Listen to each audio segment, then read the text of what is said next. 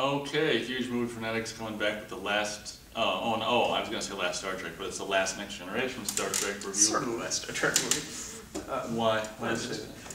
It's all good. There's one that came after it, but whatever. Yeah, I'll try to. Okay, whatever. So where was I? We're reviewing Star Trek Nemesis. Nemesis. Yeah. So after First Contact, I did see the rest of the two in the theater. I saw this at a second run theater. I didn't see it in its first run. Back when there were frickin' second run theaters. God, it pisses me off. Yeah, so, where was I going? Oh, Star Trek Nemesis. Yeah. So this, Frakes is gone. Like I say, I think that Frakes, the two Frakes Star Treks are the best. This one isn't. Oh God, I don't think it's as bad as Generations, but I can't remember. It seems like there's so much of that young guy who's supposed to be him in it, just doing this boring, dramatic shit that it's just. That's Bane from Batman. The Dark Knight Rises. That guy is Tom Hardy? Yeah, it's Tom Hardy. Holy shit! I can see that now. Right? Wow. Here's a question. If yes? you're gonna do a movie about Picard and his twin, why not freaking or his clone, not his twin, his clone? It's his exact, yeah. Why not cast Picard as that character? Why not cast freaking what's his name, Patrick Stewart as that character? Make him young or what? You didn't even really need to make, you could have made him young, but the fact that he was young had no bearing on the story at all. Yeah. Why the hell did he just not play both roles, Shatner style? That's a good point, I guess. I mean, that's my biggest flaw with this movie, is just I'm sitting there and I'm like, I can't buy that Tom Hardy is Patrick Stewart because they look nothing alike, outside of the fact that he's bald and then they have big nose, but their noses are completely different shapes. They're just big. So I'm just sitting there and I'm like, if they had cast Patrick Stewart as both characters, I would have been totally fine with it. That would have been a good idea, because that's one of my big disdains for the. Is that right? Yeah, disdain. That's one of my big disdains for the movie, is that Tom Hardy, which I didn't know was him until now. It's just, I don't like the character. It's just like, I don't like the character. That's all there is to it. Yeah, I mean, he's good as that character, but the character is so bland. It's so stupid. And it seems like he's got, 40 minutes of total monologue in the movie. Well, you see, you would know this because you're me, but life has been hard on the mining, Bora Alabaris mine. It's nothing like yours. Have pity for me, you fucker. And it's just like, whatever. One of the cool things is, I've always wanted to take, I can't remember the name of that off-road vehicle, but I thought that was kind of cool. A little bit of Frakes, good old Frakes universe, a little bit of Final Contact, I've always wanted to take out the Argos, or I don't know, it's got some weird name, that 4x4 vehicle. It's I've been itching to take that out for 7 years or more or whatever. So that was cool, whether they go down there. Oh, I did think it was kind of cool, but it ended up being annoying when they activated the data.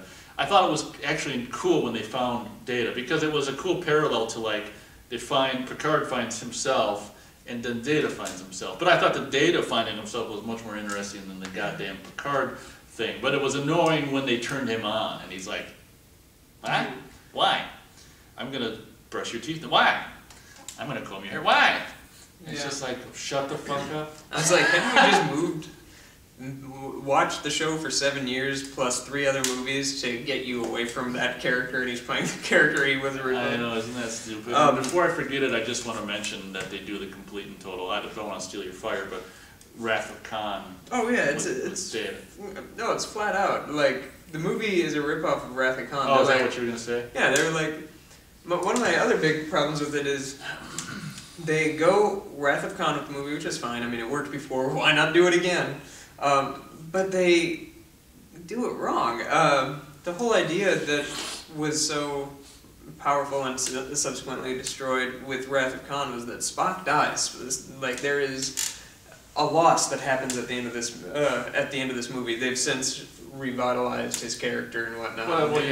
And resurrected him. But at the time, you didn't know that. And when I first saw the movie, I didn't know that. I mean, I assumed because the next one was called The Search for Spock, he was going to be involved. But his name isn't in the credits. His name is just in the directed by, like it's not starring Leonard Nimoy and the rest. So that was Wrath of Khan. This one, well, it's okay that Data died. We found another one. Let's just He's just gonna and so like it takes away the weight of loss. Do they have all his memory in the computer or not? No, he has to find himself, I think. So he'll just start all over. Mm-hmm. Okay. And it's like, yeah, but I don't know. It didn't affect me emotionally at all because it's like, oh, it's too bad Data's dead, but luckily we have this other guy that's exactly like him in every way. Yeah. Except he doesn't have an emotion chip. And it was almost a stupid cheat. So it's not a sad ending, you know. It's almost like, why do that? Because it takes away from the strength of. It's like having Search for Spock in the end of Wrath of Khan. Yeah, exactly. So like, if they should have somehow destroyed both Datas, so that like they're like, wait, we have this other one, and then like, no, he's not there. Yeah, that would have been more crushing. That would have been more crushing, but it just didn't work on that level. That said, I do think it's a fine movie. I mean, I'd give it 2.5. There's nothing wrong with it. It's just what I've seen in the movie I've seen before. What works with the movie I've seen before, and what doesn't work is just puzzling. Where it's like, this could be a good movie had they cast Patrick Stewart in both roles, had they eliminated the second Data, even though, like, you're right, it's about parallels of finding themselves kind of thing, both character-wise and also finding their, like, duplicates. So, I mean, like, I see where they were going with it, it just didn't really pan out. There was some cool action stuff, and I'd heard somebody died. Making it? No, like going into it, I heard one of the main characters was gonna die. Oh. So, like, they have that scene where Riker's having, like, the fist fight with the alien. I was like, oh shit, Riker's gonna get it. He's my favorite character. Out of the Next Gen crew, he's my favorite, by the way. You never even said that yet. That's because he didn't really have a whole lot to do in any of the movies. Okay. But Riker's my favorite of the characters. So I was like, oh shit, he's gonna go out. But no, he didn't. It was Data, who I couldn't really give a shit about one way or the other. That said, Brent Spinner is a good actor.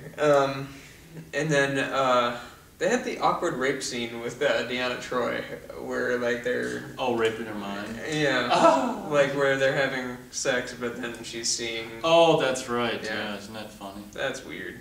And not Star Trek. That just felt really out of place, like it belonged in a different movie. But I don't know, it was nice seeing some of the cameos. I think you see Janeway for a second at the wedding, and you see... Who's that? She's the commander of, or the captain of Voyager. Don't you... Is Wesley in that? Yeah, Wesley Crusher's there. It seems like for just a shot. Yeah, he's there, and Whoopi Goldberg's there, and there's somebody else, too, from the old show. They brought back a lot of cameos because I think they did feel like this was the last one. I think Special effects looked great. This was the same summer that Star Wars Episode 2 Attack of the Clones came out, so they're like, we've got to step up our game if people are going to watch us, and nobody watched it anyway, so it's a little sad. But the special effects do look good. I think the end ship battle was cool, and I do like the ship. The ship that the bad guy's in is just like the badassest thing ever, and that's cool. And I did like the ramming, although it kind of makes no sense. Why would the Enterprise break through that ship and not break itself? Yeah, I don't know. It just scraped it a little. It's just, but I did like the end battle, and it's kind of like straight ahead, mother, you know, and it's just like dun dun dun dun. He's not going to do it. It's Jerry Goldsmith again, I think, right? I think this might be his last frickin' score. No, I don't quote me, but it could be. I think if it's not his last, it might be one of his last.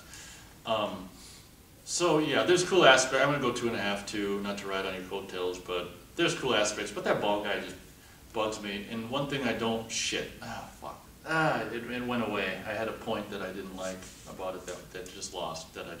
It's gone. But so there. That was another point that I didn't like about it too. It's cool now showing this to people now that Batman's out, so you can be like, see that guy? He's Bane. Yeah. I know what I was gonna say.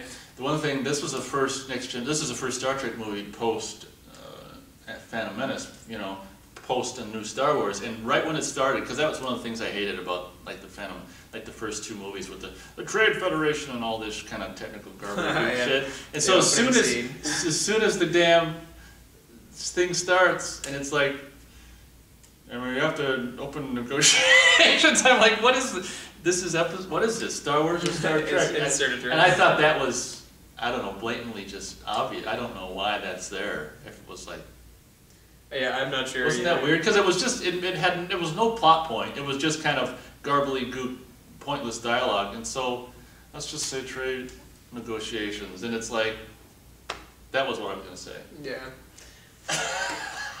So yeah, this is a movie. It's not good. It's not bad. It sort of rides in the middle. It's definitely worth seeing, but not very many times. Yeah, it's really not that great. Yeah, I mean, and as we spoiler alerted earlier, Data dies, and I have friends who are data whores. I don't think we spoiler.